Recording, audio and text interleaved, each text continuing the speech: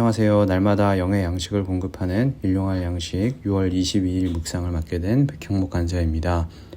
오늘 우리에게 주신 하나님의 말씀은 열왕기하 10장 18절에 31절 말씀인데요. 계속해서 예후 이야기가 나오고 있습니다. 예후는 시작부터 매우 강렬한 사람이었죠. 반란으로 시작해서 아주 강하고 빠르게 종교 개혁을 단행했습니다. 예후가 보여준 이 개혁의 속도감은 아합의 죄로 인해 우상의 바다가 되어버렸던 이스라엘을 단숨에 회복하는 듯 보였을지 모릅니다. 하지만 열왕기하에서는 결과적으로 예후의 개혁은 실패였다고 평가합니다. 28절 그가 바알을 멸하였으나 29절 여로보암의 죄 곧 베델과 단에 있는 금송아지를 섬기는 죄 떠나지 아니하였더라 라고 말하죠. 늘상 개혁은 부패한 것을 드러내는 것으로부터 시작합니다. 예를 들어 내 치아에 충치가 하나 생겼다면 일단 빨리 병원에 가서 그 썩은 부분을 제거하는 것부터 해야겠죠. 하지만 그렇게 충치를 제거했다고 문제가 온전히 해결되는 것은 아닙니다. 왜냐하면 충치가 생길 수 있는 나의 습관, 나의 환경이 그대로이기 때문입니다. 그렇다면 충치는 언제든 다시 생길 수 있기 때문이죠. 개혁도 마찬가지입니다. 먼저는 부패한 죄를 제거하는 것, 아합의 세대를 진멸하는 것이 개혁의 시작일 수는 있습니다. 하지만 그것이 완전하고 지속 가능한 개혁을 만들어줄 수는 없는 거겠죠. 한번 부패한 공동체는 언제든 다시 부패할 가능성을 안고 있기 때문입니다.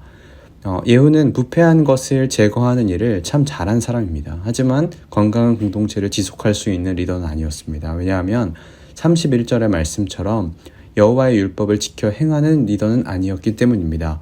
그러니까 리더에게 중요한 것은 악한 것, 안 좋은 것을 날카롭게 찝어내고 그것을 지적하고 제거해내는 것도 있겠지만 여호와의 율법, 즉 선한 하나님 나라의 가치가 공동체에 실현되도록 하는 사람이어야 합니다.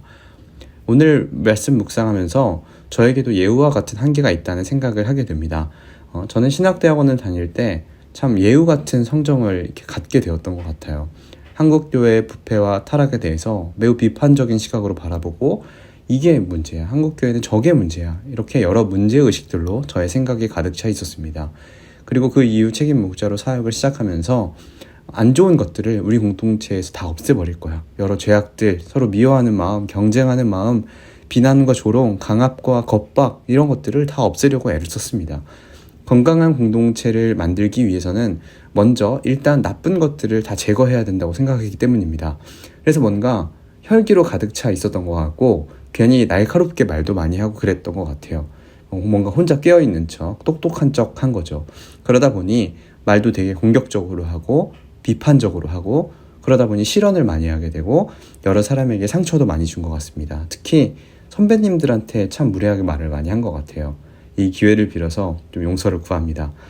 그런데 이런 비판적이고 냉소적인 태도는 분명 한계가 있더라고요. 물론 비판적 사고 분명 필요한 생각들입니다. 그 생각이 개혁을 시작하게 하죠. 또 공동체를 죄로부터 지키는데 너무 큰 도움이 되는 생각들입니다. 하지만 그 생각이 하나님 나라 공동체를 계속 건설하고 세워나가는 힘을 가지고 있는가? 위로 쌓아 올릴 수 있는가? 그렇지는 않습니다.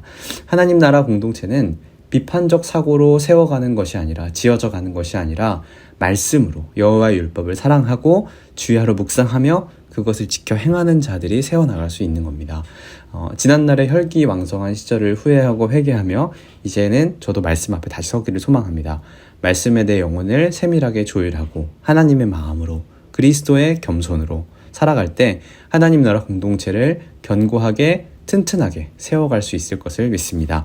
오늘 이 말씀을 함께 묵상한 모든 구독자분들도 악한 것을 보는 예리한 눈보다 선한 하나님의 말씀을 뜨겁게 사랑하는 심장으로 하루하루를 살아가시길 바랍니다. 그러면 그 삶에는 진정한 개혁이 일어나고 참된 평안과 회복이 일어날 것이라고 믿습니다. 주의 말씀은 늘 살아있는 진정한 말씀이기 때문입니다.